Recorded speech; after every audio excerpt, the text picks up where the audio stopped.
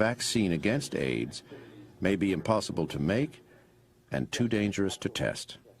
If you take it and then a year goes by and everybody's fine, then you say, okay, that's good. Now let's give it to 500 people. And then a year goes by and everything's fine. You say, well, then now let's give it to thousands of people.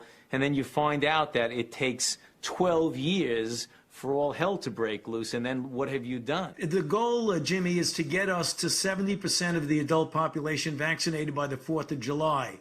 But that doesn't mean we want to stop there.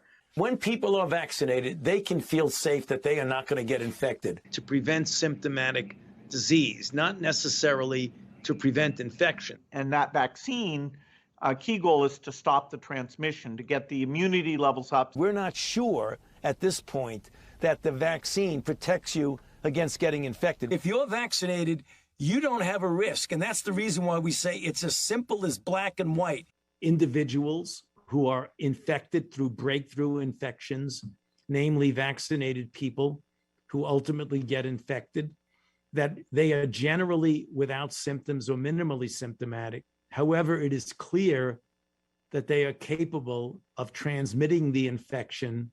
Anyone who is fully vaccinated can participate in indoor and outdoor activities, large or small, without wearing a mask or physical distancing.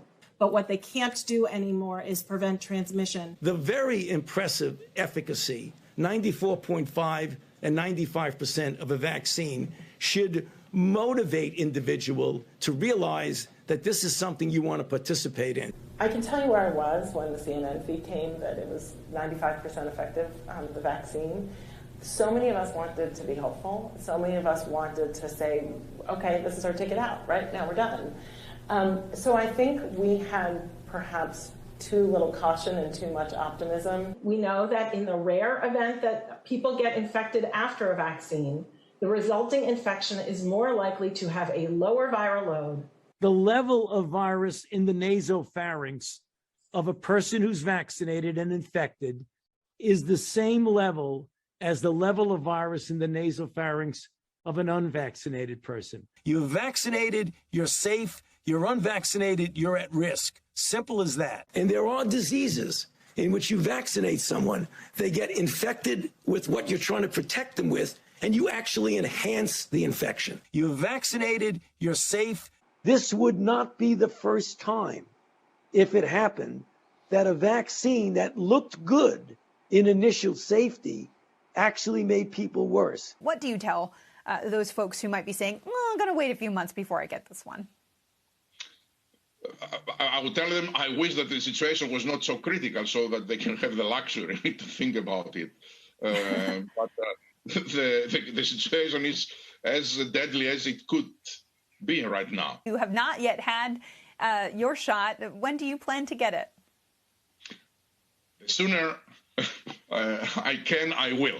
The only sensitivity here, Meg, is that I don't want to have an example that I'm cutting the line. That I am 59 years old, in good health. I'm not working in the front line. So my type is not recommended to get vaccination now. People say, I've already had COVID, I'm protected, and now the study says maybe even more protected than the vaccine alone. Should they also get the vaccine? How do you make the case to them? You know, that's a really good point, Sanjay. I don't have a really firm answer for you on that. The most potent vaccination is getting infected yourself. We strongly recommend that even if you have been infected, that you get vaccinated. Right now, people should not be walking. There's no reason to be walking around with a mask. When you're in the middle of an outbreak, wearing a mask might make people feel a little bit better, and it might even block a droplet, but it's not providing the perfect protection that people think that it is. Let me just state for the record that masks are not theater. Masks are protective. I am now much more comfortable in people seeing me indoors without a mask. I mean, before the CDC made the recommendation change, I didn't want to look like I was giving mixed signals. But being a fully vaccinated person, the chances of my getting infected in an indoor setting is extremely low. If you are vaccinated, if you are in an indoor setting, you should still wear a mask. If you can't buy a mask of your own, the CDC says something as simple as a t-shirt or even a bandana can still work. Wearing this can keep others safe. Don't wear a cloth mask. Cloth masks are little more than facial decorations. Should you wear a mask if you're healthy? No. Even if you are vaccinated, you need to wear a mask in indoor public settings. If you do not have these symptoms, you do not have to wear masks because there is no evidence that they protect people who are not sick. What do you make of this trend here, demanding masks indoors whether you have the virus or not, whether you've been vaccinated or not? Well, Neil, as you know, the general CDC guidelines still hold that you do not need to wear a mask indoors if, in fact, you've been vaccinated. Good that you're vaccinated, but in a situation where you have people indoors, particularly crowded, you should wear a mask. Has anything negative been found? No, not at all, Mark. There has not been any indication that putting a mask on and wearing a mask for a considerable period of time has any deleterious effects. And often there are unintended consequences. People keep fiddling with the mask and they keep touching their face. And can you get some schmutz sort of staying inside there? Of course. But the one thing historically people need to realize, that even if there is some asymptomatic transmission, in all the history of respiratory-borne viruses of any type, asymptomatic transmission has never been the driver of outbreaks. If a person is without symptoms and infected, that they need to be isolated for 5 days. We have a number of reports from countries who are doing very detailed contact tracing. They're following asymptomatic cases, they're following contacts, and they're not finding secondary transmission onward. It's very rare. So there were quite a lot of messages that I received overnight and that we received about making some clarifications to some points that I made yesterday at the press conference. We do know that some people who are asymptomatic or some people who don't have symptoms can transmit the virus on. And so what I was referring to yesterday in the press conference were a very few studies, some 2 or 3 studies. We have a number of reports from countries who are doing very detailed contact tracing. I use the phrase very rare. And I think that that's misunderstanding to state that asymptomatic transmission globally is very rare. What I was referring to was a subset of studies. Very detailed contact tracing. The Centers for Disease Control and Prevention is reversing itself again. Earlier this week, that agency quietly issued a new guideline to restrict COVID testing to people showing symptoms only. But that didn't last long. Well, I'm not taking a test for the summer reason. I have no symptoms.